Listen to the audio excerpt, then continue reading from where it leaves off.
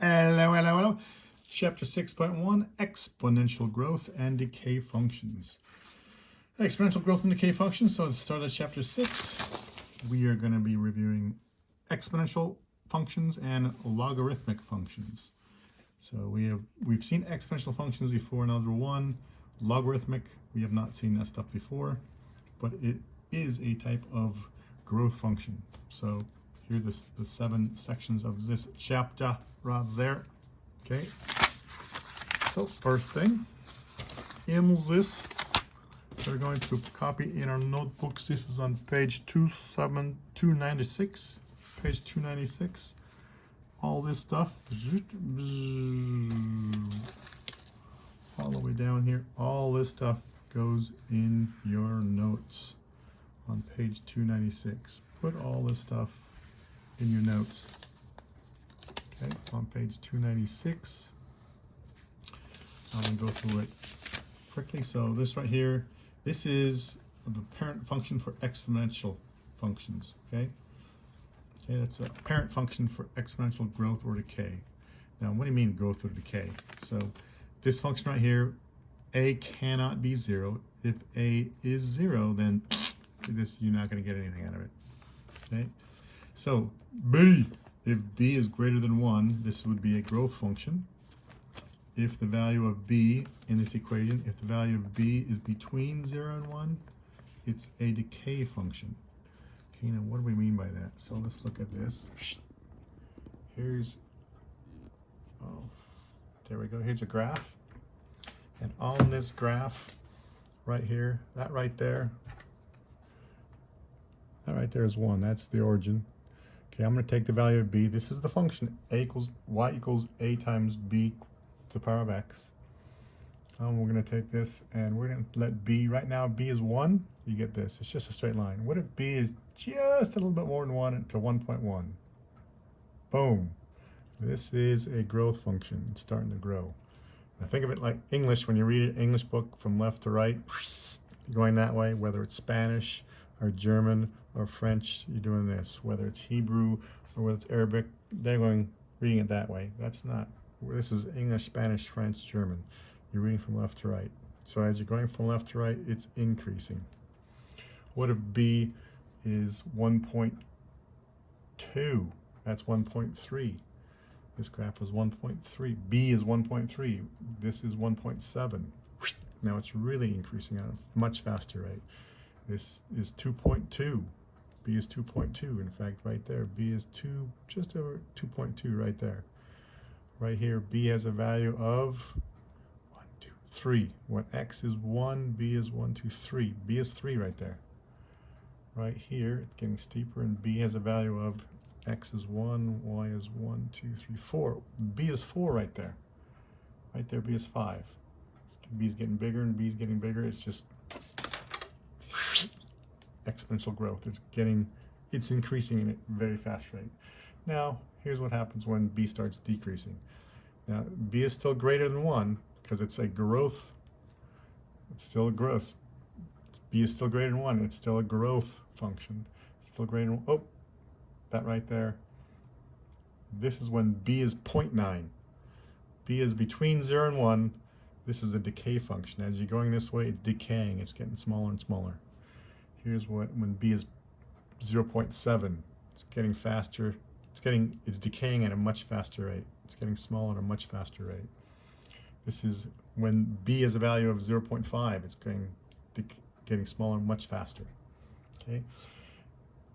When you look at this function, there's a thing called an asymptote. An asymptote. Now, an asymptote is just a line that the graph approaches. Gets closer and closer and closer to it. It's pronounced asymptote. It's written asymptote. A-S-Y-M-P as in Paul, tote. Asymptote. In this case, on here, the asymptote is this line right there, where y is equal to 1. This graph gets closer and closer to 1. It will never touch it. It just gets closer and closer and closer. Right there, the asymptote is y equals 1. Okay?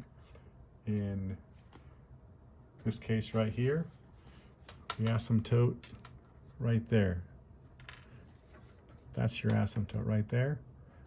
That value is y equals 6. Y equals 6. Y equals 6. Whoops, right there. Okay.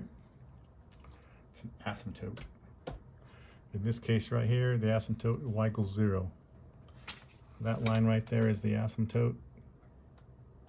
It gets closer and closer to 1. Sorry, this value of y gets closer and closer to 0. It'll never touch it. It looks like it's touching here, but if we got in closer and closer, you would see that right there it's not touching. If you can really zoom in, you can see how it's not touching. It's actually not touching if you can zoom in that close. But when you zoom out from a normal perspective like this, it basically looks like it's touching. Actually it's not. Okay, so let's go back to this. So in this function, here's my line that I use. It's headphones, old pair of headphones. Okay, so what are back here? This right here. Oh, let's go to basically. Here we go, right here. Is this growth or decay function? Is it a growth function or a decay function? All you got to do is look right here, the value of b. You're looking for the value of b. I don't care what that is at this point, as long as it's not 0. We're just looking for the value of b. If b is greater than 1, it's a growth function. If b is between 0 and 1, it's a decay function, getting smaller. So here, the value of b is 1/4. Hey, that's between 0 and 1. That is a decay function. What about this one? Is this growth or decay? Well, 5 is, who cares about that number right there? We're looking at the part that is raised to the power of x. 5 is raised to the power of 1, so don't look at that. Look at this stuff right here that's raised to the power of x. This number is between 0 and 1, so that means this is decay. It's a decay function. In this case, I don't care what the number right there is. Doesn't matter. It's this one right here. This is raised to the power of x. That's greater than 1. This is a growth function. This one, this number right here raised to the power of x. This is between 0 and 1. This is the function is decay. It's getting smaller and smaller and smaller as you go to the right. Okay. Next one, right here. This is what we're going to put in the notes right here. This right here. This is a function for growth or decay. It's when you have interest, and it's exponential growth model or decay. This right here is when you have, it could be money, it could be population, it could be a lot of stuff, but this function right here is a growth because that's a plus. If it's this, basically the only difference between these two equations is a plus and a minus. If it's a plus, that means that you're increasing, it's a growth. In this case, it's a minus, you are decreasing, that's a decay. That's a growth function, this is a decay function. This is how much you, A is how much you start with, the initial amount. R is your percentage written as a decimal. And T is the number of time periods. T right there is the number of time periods. So, what happens if you have, and question 21. Question number 21. Let's look at number 21.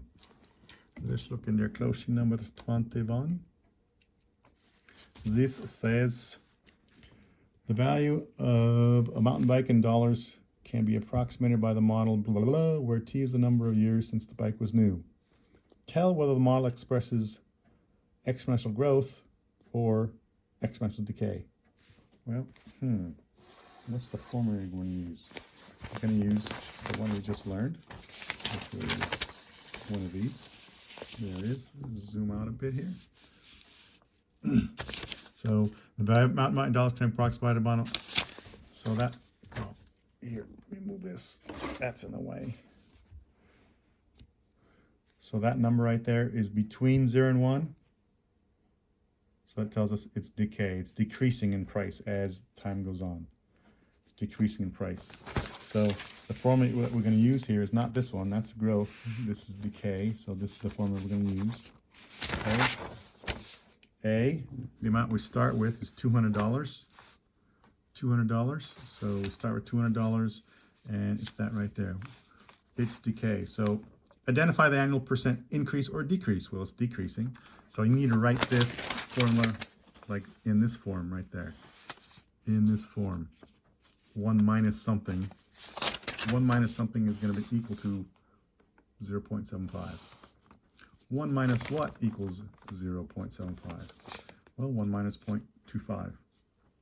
So that's the same as, 1 is the same as 100%, 0.25, that's a decimal. If you write it as a percentage, it's 25%.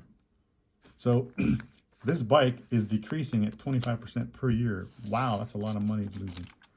Every year it decreases 25% in value. That's a lot of money. Question 23. Question number 23. It says, in 2006, there were approximately 233 million cell phone subscribers in the U.S. During the next 4 years, the number of cell phone subscribers increased by about 6% each year. Write an exponential growth model, giving the number of cell phone subscribers in millions T years after 2006. Estimate the number of cell phone subscribers in 2008. Okay, so how much do we start with? How many cell phones? This is a year, so that's not the amount. It's right here. That's the amount we start with. P, this is the amount we start with. It's a growth. It says it's growing, so this is a plus. Okay, so we're going to say A equals P. The number it starts as 233 million. 233 million. So that's in millions. The rate, R, it's 6%. 1 plus 6. T, how many years? From 2006, it's after 2006 to 2008. How many years difference is that? That's 2 years. So T is the amount of time, so 2. There you go. Now what's wrong with this? Point to this right here. Percent written as a decimal. You have to write that as the percent written as a decimal, not as a percentage. Right now, it's 6%. 6%. You have to write that as a decimal. So, if you leave it like that, you're going to make the boo-boo. It's a very common error right there. 6% written as a decimal is going to be 0.06. So there's our formula. So now you have to work this out on a calculator. So on calculator, that's going to be 1.06.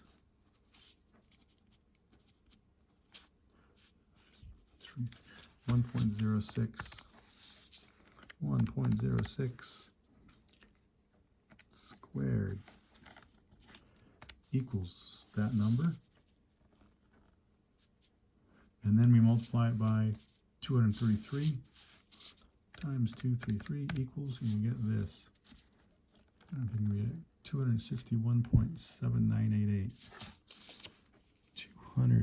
261.798, and that's in millions of people. So this would be estimate the number of cell phone subscribers in 2008. So it would be 261.7988 million people. Go 2 places past the decimal. 261.798. It's 80. 261.80 million cell phone subscribers.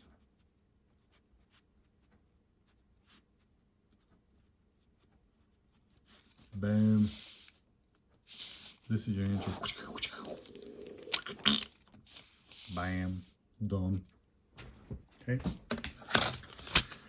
23, and then we have the next part. Here's another question. It's going to be a little different. Right here. How is this different? In this question right here, it says, you deposit $5,000 in an account that pays 2.25% annual interest. Sounds good. Find the balance after 5 years when the interest is compounded quarterly. So far, it looks so good, and it tells us we're going to make money off it. Looks like it's going to be this one. It looks like it. It looks like it. It's not, because the keyword we're looking at right now is compounded. When you see compounded, all of a sudden, whoop, you're going to use a different formula. You're going to use this. It's compound interest. Where we go? There we are. Compound interest. So this stuff right here, compound interest, it's this formula. This is your initial amount, how much you start with. That is how much you end with. R is still interest rate, written as a decimal. Make sure R, the rate written as a decimal, interest rate written as a decimal, not percentage. N is the number of compounded times per year. Compounded N times per year, whatever they tell us. T is the count after T years. So many years, whatever. 5 years, 10 years, 12 years. Okay. Now, compounded N times per year. Well, what the heck do they say here? Compounded quarterly. So here's, you're going to have to do this. You're going to have to copy that down. Okay. Compounded quarterly. This I'm going to tell you, this is not given in the book. You need to copy this down as well. Compounded, when it says compounded yearly, well, how many years are there in each year? 1. When it says compounded yearly, N is going to be equal to 1. When it says compounded monthly, how many months are in a year? 12. There's 12 months in a year. If it says compounded weekly, how many weeks are there in a year? 52. When it says compounded daily, how many days are there in a year? In a regular year, not leap year, in a regular year, 365 days. So compounded daily, N would be equivalent to 365. If it says compounded quarterly, how many quarters are there in a year? How many quarters are in a dollar? 4. How many quarters are there in a year? 4. When it says compounded quarterly, N would be equal to 4. Okay, so this is the formula we're going to use. Okay, so in this case, we start with 5,000. So P is 5,000. 1R, the interest rate is 2.25%. 2.25. N, compounded quarterly. 4. 4, N is 4. T is how many years? Balance after 5 years. T is 5 times 5. Now, I just made a mistake. Hope you found it, because I told you not to do this, and I just did it. Right here. 2.25%. That's written as a percentage, not a decimal. Write that as a decimal. So it should be 5,001 plus this written as a decimal, 2.25%. That's 0.0225.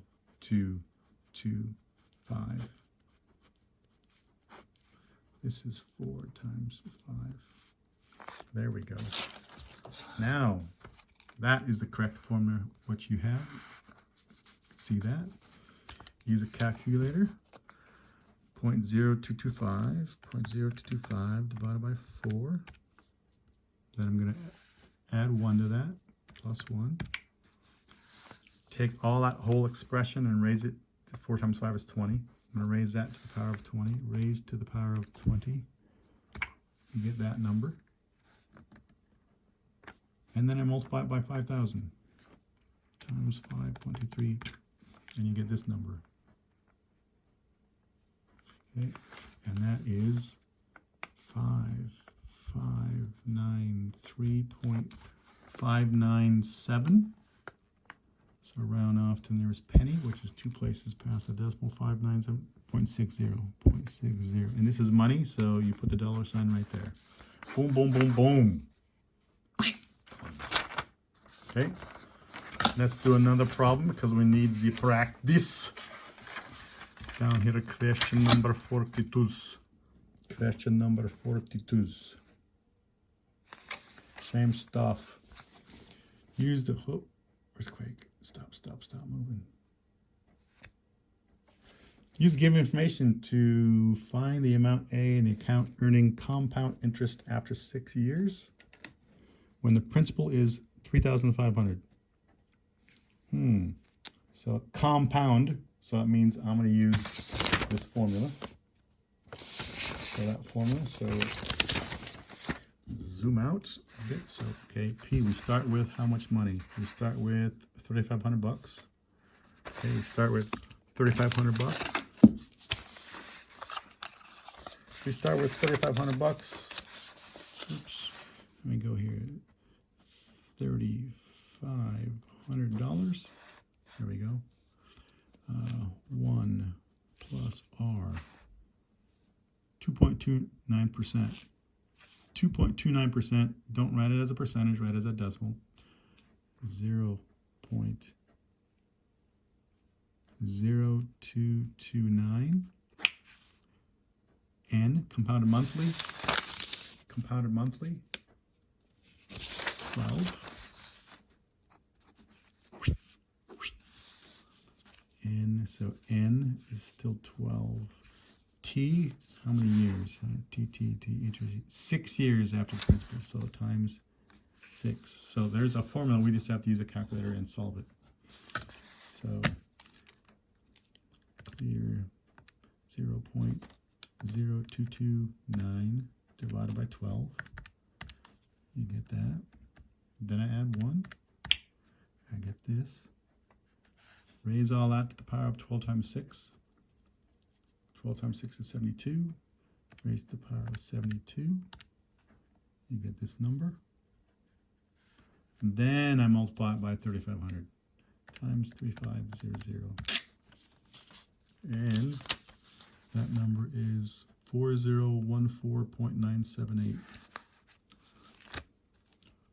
4014.978. Go to 2 places past the decimal, and that is going to be 4014.98 dollars. Put the dollar sign here. If it's cents, you put the cent sign over here. If it's dollars, you put the dollar sign over here. There you go. Okay, there we go. This is how we do it. Okay, you get that. Okay, good luck, guys. Bye bye.